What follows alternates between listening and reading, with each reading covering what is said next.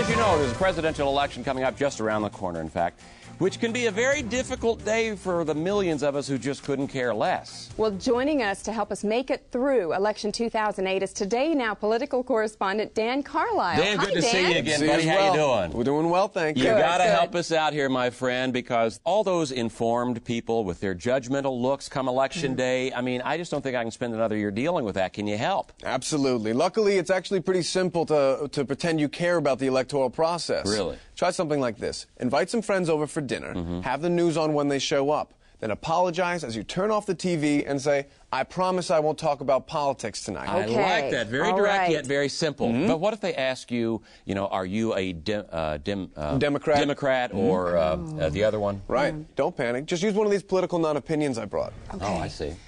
All right. I like that. Seems easy enough. Yeah. It's very easy. Yeah. Here's another simple thing to do.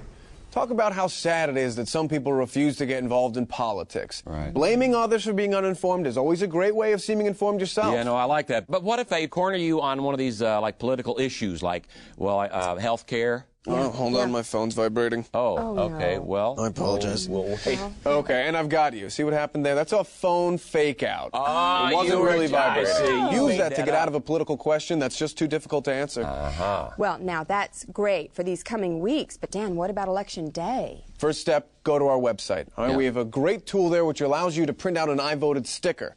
So during work, you go act like you voted, you come back, you wear the sticker. Right, and questions don't need to be asked anymore because you're right up front with It says right there, it says I Yeah. voted. Be sure you come back, though, with the poll anecdote. Yeah. What's the poll anecdote? It's a story or observation that you come back after you're done fake voting. You wouldn't believe it, they had my last name misspelled at the polling station. Something like that. You okay. see how that was specific, but not so specific that someone could check it out? Right, Yeah. right. So I ended up in line right behind my old college roommate works. The roof caved in doesn't. But what if, despite all that, they still just don't believe that you went to the polls that day? You got to up the ante again, Jim. Yeah. Here, scroll a quick child's drawing on a piece of paper, something like this here. You can use marker, crayon, or crayons, nothing too sophisticated. Then, say to your voting friend, I pulled this off the wall at the elementary school. I couldn't resist. It was just so cute. Oh, that is, you did this yourself then? Yes, I made this one. Well, now, after all you've told us, there is no excuse to not vote. Yes, absolutely. Every single person out there can take part in pretending to take part in the political process. Dan, we got to have you relieved. back in November because we will not know what to say about who won. I'll be here. I'm not going to say a word till I've talked to you. That's smart. All right, Dan, thanks a lot. Thanks, Dan. And when we come back, three-time Grammy Award winner Shenandrana.